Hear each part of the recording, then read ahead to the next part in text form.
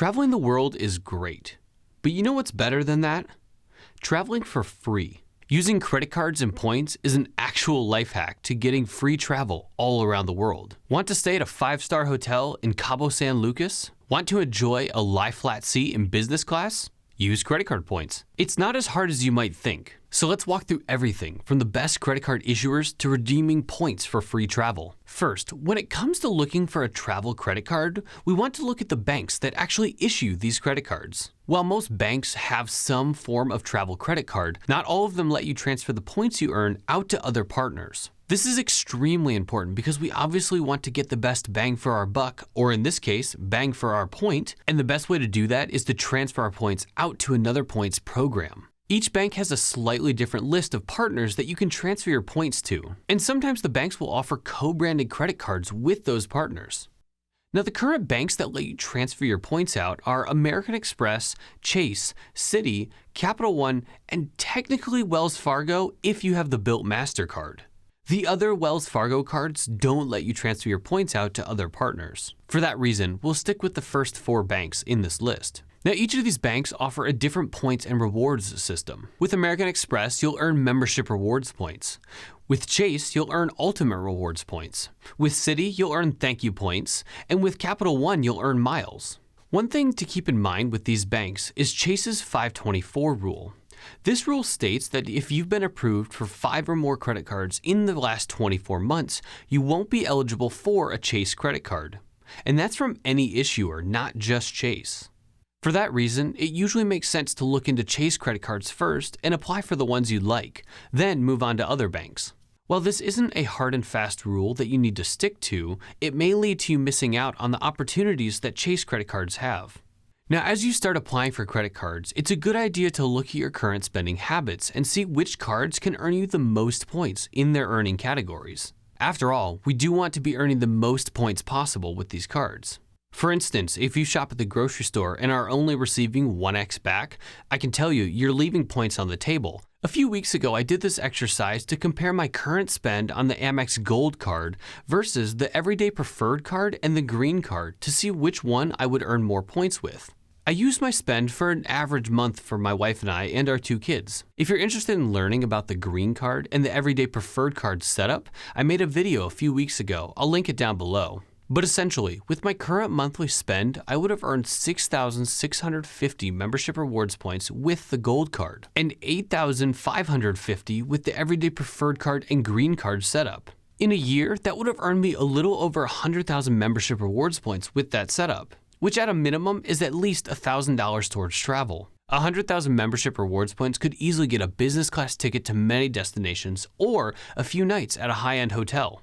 And if we account for the welcome offers on these cards, 60,000 on the Green card and 15,000 on the Everyday Preferred, we could easily cover the entire trip with points.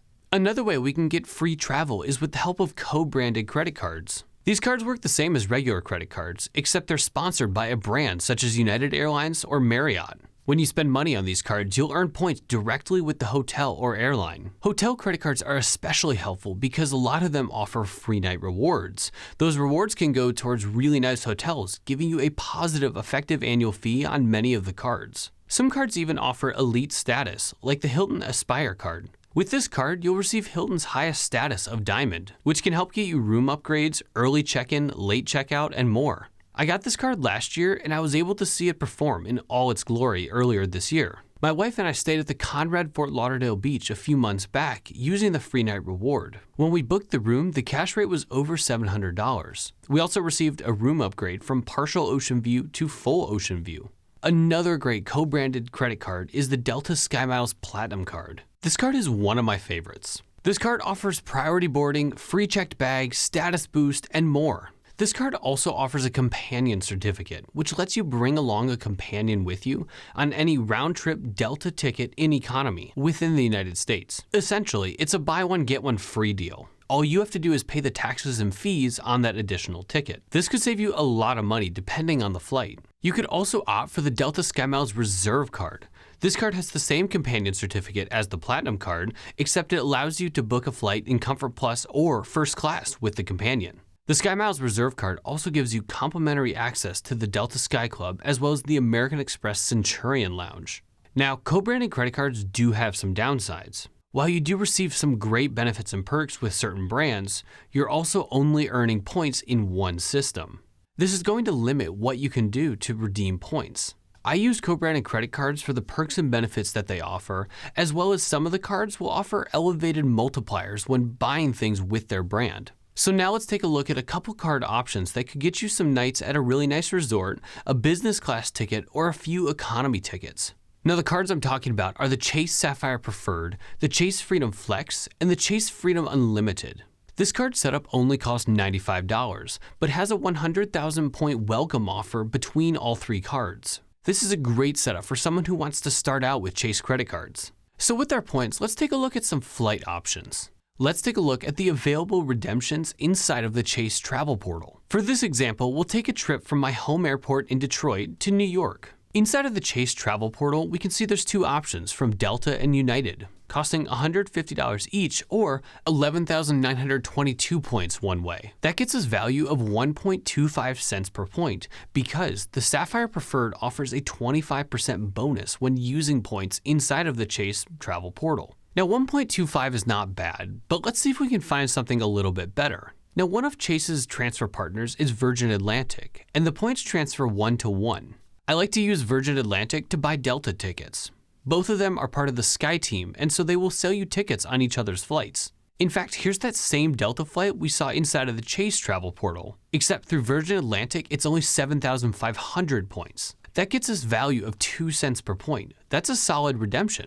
Now let's shift gears a bit and take a look at American Express, because we could actually get a better redemption value for our example trip to New York. Here's how. Like Chase, American Express has an extensive list of travel partners. And from time to time, these partners will offer an elevated transfer ratio. Like this one from British Airways. Right now, they're offering a 30% point bonus when you transfer your points from membership rewards points to British Airways Avios. This means that 1,000 membership rewards points turns into 1,300 British Airways Avios, which gives us an additional 300 points. So looking back at our trip to New York, we can book through British Airways an American Airlines ticket for only 7,500 Avios. But remember, we only had to transfer 6,000 membership rewards points, which gives us a redemption value around 2.5 cents per point. These elevated offers will pop up from time to time, and it's a great way to get some extra points when you can utilize the transfer. Let's take a look at some international flight options.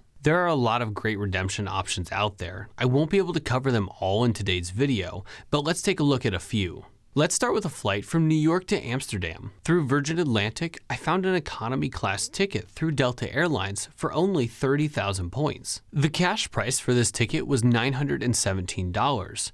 That gives us value of 3 cents per point. Another great redemption option I found was from New York to Amsterdam on KLM. I found a deal for 15,000 points plus $87 one way. The cash price for this ticket was also $917, but this redemption gets us value of 5.5 cents per point. And if you're looking for a business class option, on that same KLM flight, I found a business class seat for only 56,500 points, plus $230. The cash price for this seat was $2,832. That gives us value of 4.6 cents per point.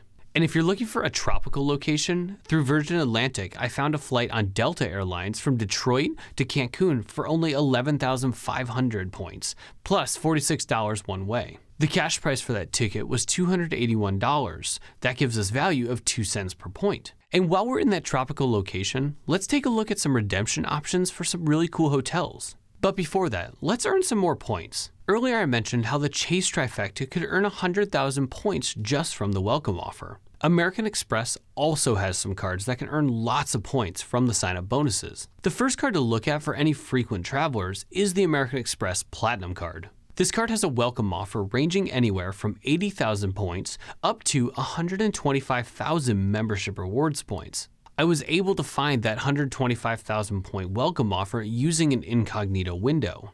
You can also apply for the gold card and earn another sign-up bonus. I was able to find a 75,000 point sign-up bonus for the gold card. Those offers together would give us 200,000 membership rewards points. That's a pretty great pool of points to have when looking to book a trip. If we take a look at Hilton hotels, we can find some pretty great redemptions for our points. Hilton is a transfer partner of American Express. Their points transfer at a 1-to-2 ratio, meaning that 1,000 membership rewards points turns into 2,000 Hilton Honors points. Now, assuming we got both those welcome offers on the Gold and Platinum cards, we'd be sitting on 200,000 membership rewards points. And if we transferred those to Hilton, that would be 400,000 points. Now let's find a property that has a standard room rate redemption around 100,000 points. I found these redemptions for the newly opened Waldorf Astoria in Cancun. The redemption rate is 105,000 points a night, with the cash value being 600 to 700 a night. This redemption would get us around 1.14 cents per point if we use that original 52,500 American Express membership rewards points. But we have 400,000 points. That means we could stay 4 nights, assuming we had a couple extra points that we could transfer. This is where the redemption gets good. For Hilton Elite members, which you would be because the Platinum card gives you gold status with Hilton, you could earn the 5th night free on your stay if you spend points on 4 nights. Now that would get us 1.4 cents per point, assuming you paid the lower rate of $600 a night. Another great redemption option is to transfer your Chase points to Hyatt. There are some great Hyatt properties that you can use your points to book, such as the Hyatt Ziva Cancun, all-inclusive.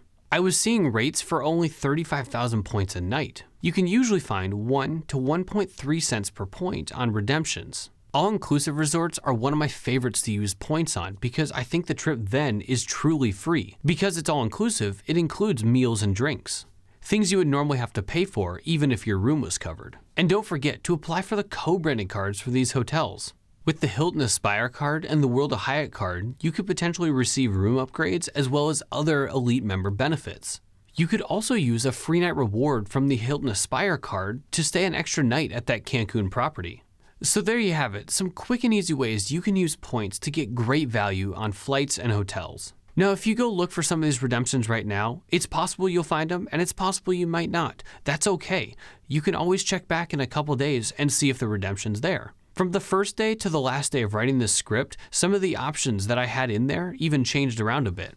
Award flights change pretty regularly, and so it's possible to sometimes see something and then not see it the next day. As well as hotel room rates can change depending on demand.